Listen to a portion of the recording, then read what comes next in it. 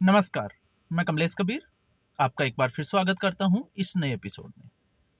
आज के इस एपिसोड में हम बात करेंगे राजनीतिक संकट की। दिल्ली के विधानसभा चुनाव चरम सीमा पे है। 7 से 8 दिन का समय बाकी है और ऐसे समय में जनता के हितों को ताक पर रखते हुए राजनीतिक पार्टियां एक के बाद एक जो है वो घोषणाएं करती जा रही है, लोक लुभावने वादे करती जा रही है। आज आपने देखा जिस तरीके से अरविंद केजरीवाल की 15 गारंटी, एक गारंटी कार्ड और लॉन्च किया है। जवाब में भारतीय जनता पार्टी भी कम नहीं है। भारतीय जनता पार्टी भी एक के बाद एक जो है वो 3 संकल्प पत्र जारी कर चुकी है। अब आने वाले 5 से 7 दिन में हो सकता है एक दो और नई गारंटी आ जाए, तो उसके लिए हमें आश्चर्यचकित होने की जरूरत नहीं है। और क्यों नहीं है? क्योंकि इस देश में एक ऐसा सिस्टम आया है 2011-12 के बाद में कि उस सिस्टम से आज हम अल्प समय के लिए, या हम कहें कि अल्पकालिक जो है वो खुश हो सकते हैं कि फलानी जो पार्टी है वो ऐसा कर रही है। लेकिन अगर हम दूरगामी सोच रखते हैं, या जो इकोनॉमिक्स को समझते हैं, या कोई समाजशास्त्र को भी समझता है, तो उसको यह समझना जरूरी है कि दूरगामी परिणाम इसके क्या होने वाले हैं। क्योंकि हम पहले ही जिक्र कर चुके हैं कि दिल्ली का जो बजट है वो लगभग 70,000 से 72,000 करोड़ रुपए का है, जिसमें पिछला सरकारी आंकड़ा अगर हम देखते हैं तो 62,000 करोड़ के आसपास जो है वो रेवेन्यू इकट्ठा होता है। और ऐसी स्थिति में जब कोई पार्टी इस तरीके की गारंटियां देता है, क्योंकि जब गारंटियों की बात की जाती है तो जहां पर सबको जो है वो मुफ्त में शिक्षा मिले, एक शिक्षा का मॉडल होना चाहिए जिसमें अमीर और गरीब उन सबको, हर तबके के बच्चों को एक समान शिक्षा मिले। और दूसरा स्वास्थ्य, फिर चाहे वो प्राइवेट हॉस्पिटल हो या फिर सरकारी हॉस्पिटल हो। ये दो जो एसेंशियल जिसको हम कहें कि थिंग्स है, जो जरूरी है, उसके अलावा अगर किसी भी स्थिति में और किसी रेवड़ी की अगर कोई जो है वो घोषणा करता है, तो आप मान के चलिए वो उस सिस्टम को जो है वो चूना लगाने का काम कर रहा है। और इसका अतिरिक्त बोझ आप मान के चलिए, सरकार किसी की भी आए, भारतीय जनता पार्टी की सरकार आए या फिर आम आदमी पार्टी की सरकार आए, दोनों ही स्थिति में दोनों पार्टियों को अपने घोषणा पत्र जो है उसमें किए गए वादों को पूरा करना है। और ऐसी स्थिति में जब दोनों पार्टियां अपने वादों को पूरा करेगी, तो इसमें अतिरिक्त बोझ जो है वो कहां से पूरा करेगी? क्या दिल्ली का जो बजट है वो इसको अलाउ करता है? तो अगर दिल्ली के बजट की स्थिति देखते हैं तो दिल्ली का बजट इसको अलाउ नहीं करता है। तो फिर जो सरकार है, या हम कहें कि बजट जो है वो घाटे का बजट होगा, और उसको पूरा करने के लिए या तो लोन लिया जाएगा, और लोन लिया जाएगा तो उसके ऊपर इंटरेस्ट दिया जाएगा, और अगर लोन नहीं लिया जाएगा तो उसके बाद में टैक्स का जो है वो पैसा बढ़ा दिया जाएगा, और मिडिल क्लास जो फैमिलीज है उसका खून चूसा जाएगा। हम पहले भी जिक्र कर चुके हैं हम कितने प्रकार के जो है वो टैक्स देते हैं, और उस टैक्स के बावजूद भी हमारी जो मूलभूत सुविधाएं, जो राजनेता इस तरीके के वादे करते हैं, वो अपने कुर्सी और सत्ता को बचाने के लिए उस टैक्स पेयर के पैसे को जो है वो अंधाधुंध तरीके से जो है वो बहाते चले जा रहे हैं। अब जब हम ये कहते हैं तो आप सोच के देखिए, किसी गरीब परिवार को या किसी भी को भी 200 यूनिट जब फ्री करने की बात आती है, तो आप उसके जो है वो गरीब फैमिलीज का जो राशन कार्ड होता है, बीपीएल कार्ड होता है, और भी कार्ड होते हैं, तो उसमें जो है वो उसके लिए एक प्रावधान होना चाहिए कि आप उसके लिए जो है वो कुछ चार्जेस कम कर दें। लेकिन जब बात फ्री की आती है तो फिर होता है wastage of electricity, wastage of water, आप उसको किस तरीके से कंट्रोल करोगे?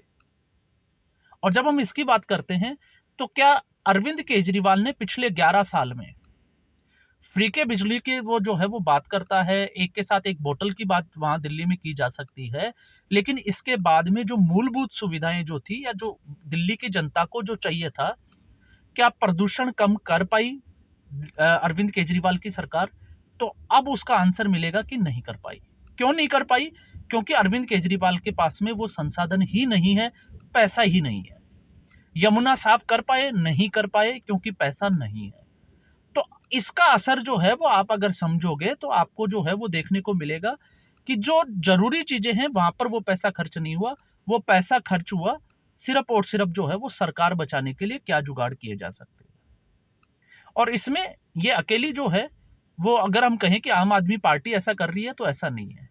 भारतीय जनता पार्टी भी तो वही कर रही है, उससे ज्यादा जो है वो गारंटियां दे रही है, और केजरीवाल की जो गारंटी है उसको भी चालू रखने का जो है वो भारतीय जनता पार्टी वादा कर रही है। अब ऐसी स्थिति में आप सोच के देखिए, फिर चाहे आप इसको रेवड़ी कल्चर कहिए, फ्री बीज की रेवड़ी कहिए, जन कल्याण योजना कहिए, कल्याणकारी योजना कहिए, कुछ भी कहिए, लेकिन इसका जो इफेक्ट है आने वाले समय में, और ये लोगों को भी सोचना पड़ेगा जो लोग वोट देते हैं, क्या इस आधार पे वो अपनी मूलभूत मुद्दों से कहीं भटक तो नहीं गए, सिर्फ और सिर्फ रेवड़ी कल्चर में तो नहीं आ गए।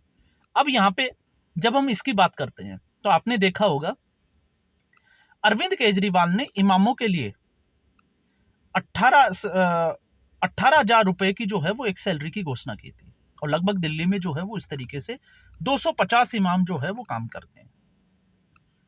और मामला ये उठा था 1 महीने पहले तक, इमाम लोग जो है वो सड़कों पर आ गए थे, धरना प्रदर्शन कर रहे थे कि उनको 17 महीने से सैलरी नहीं मिल रही है।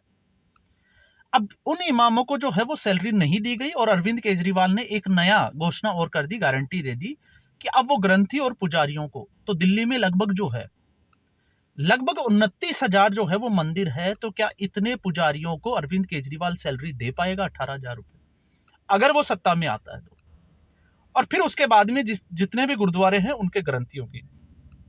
तो बड़ा सवाल ये उठता है कि पहले मौलवियों के लिए क्यों, और जब मौलवियों के लिए की गई तो पुजारियों और ग्रंथियों के लिए क्यों नहीं रखी गई? दूसरा, मौलवियों के लिए सैलरी की घोषणा तो की गई, तो फिर उनको 17 महीने से उनका बकाया दिया क्यों गया, क्यों नहीं दिया गया? क्यों? क्योंकि दिल्ली सरकार के पास पैसा नहीं था। कहने को आपके पास बहाना हो सकता है कि अरविंद केजरीवाल को जेल भेज दिया गया था। तो अरविंद केजरीवाल को जेल भेज दिया गया था तो उस पर्टिकुलर डिपार्टमेंट की जिम्मेदारी और किसी को तो दी होगी, लेकिन उन सब के ऊपर अरविंद केजरीवाल और आम आदमी पार्टी चुप है। अब ऐसी स्थिति में दूसरी बात पे आ जाते हैं, भारतीय जनता पार्टी जो है वो भी इसी तरीके के जो है वो लोक लुभावने वादों पर काम कर रही है। LGVK सक्सेना ने उनकी सैलरी जो है वो ग्रांट कर दी। तो अब लग रहा होगा कि भारतीय जनता पार्टी ने ये बहुत बड़ा काम कर दिया कि 250 इमामों की सैलरी जो अटकी हुई थी उसको जारी कर दिया, तो अब जो भारतीय जनता पार्टी है उसको वोट मिल जाएगा। तो भारतीय जनता पार्टी को ये इतिहास जो है वो उसमें पलट नहीं सकते, उस इतिहास में जाना चाहिए कि आज तक जितनी भी जो लोक कल्याणकारी योजनाएं भारतीय जनता पार्टी जिनको कहती है जो लागू की गई, फिर चाहे वो उज्ज्वला गैस योजना हो, इसके अलावा जो है वो हर घर शौचालय योजना हो, प्रधानमंत्री आवास योजना के तहत जो है वो घर देना हो, तो क्या वो घर जो है वो मुस्लिम लोगों को नहीं दिए गए? तो आप उठा के देखोगे, और ये मैं नहीं कह रहा, एक सरकारी आंकड़ा है, और खुद इमामों को कई बार आपने जो है वो मौलवियों को कहते हुए सुना होगा कि पिछले 10 साल में मुसलमान कम्युनिटी के लिए जितने जो है वो कल्याणकारी काम भारतीय जनता पार्टी ने किए हैं वो पिछले 60 साल में, या हम कहें कि 65 साल में कांग्रेस पार्टी ने भी नहीं किए। तो फिर आज स्थिति, इसमें मैं एक बात और जोड़ देता हूं, आज जम्मू कश्मीर की बात करते हैं, उमर अब्दुल्ला खड़े होकर ये कहते हैं कि नरेंद्र मोदी ने जो कश्मीर और जम्मू के लिए किया वो अविश्वसनीय है। तो फिर सोचने वाली बात यह है कि क्या मुस्लिम मतदाताओं के वोट जो है वो भारतीय जनता पार्टी को नहीं मिलने चाहिए थे? तो क्या मुस्लिम मतदाता भारतीय जनता पार्टी को वोट करते हैं? और अगर दिल्ली में भारतीय जनता पार्टी इस गलतफहमी में है कि इमामों की सैलरी जारी करने से, और आज आपको पता होगा LG की एक मीटिंग जो है वो एक किसी सरकारी स्कूल में इन इमामों के साथ होने वाली है, तो क्या गारंटी है? हरियाणा का विधानसभा चुनाव देखा हमने, महाराष्ट्र का विधानसभा चुनाव देखा, झारखंड का विधानसभा चुनाव हमने देखा लोकसभा चुनाव के बाद में, और फिर उसके बाद में हमने जम्मू कश्मीर का लोकसभा चुनाव भी देखा। कितना प्रतिशत मत जो है वो मुस्लिम मतदाताओं को भारतीय जनता पार्टी को मिला? लेकिन भारतीय जनता पार्टी, कतई अगर हम ये सोचते हैं कि भारतीय जनता पार्टी जो है वो इस तरीके से नहीं करती, तो भारतीय जनता पार्टी भी उसी खेल में शामिल है जो खेल खेला जा रहा है। आप कुछ समय के लिए आप ये कह सकते हैं कि लोहे को लोहा काटता है, और अरविंद केजरीवाल को, तो अरविंद केजरीवाल जिस तरीके से सातिरता के साथ राजनीति करते हैं, मुझे नहीं लगता कि इस वक्त देश का कोई भी राजनेता उस तरीके की राजनीति करता हो। आपने देखा होगा सीधे तौर पे वो मंच से कहता है कि यमुना की सफाई नहीं हो पाई, सड़कें टूटी हुई है और पानी घर तक वो नहीं पहुंचा है, उसको 5 साल और चाहिए। तो क्या गारंटी है कि 11 साल में अरविंद केजरीवाल जो नहीं कर पाए वो 5 साल में कर देंगे?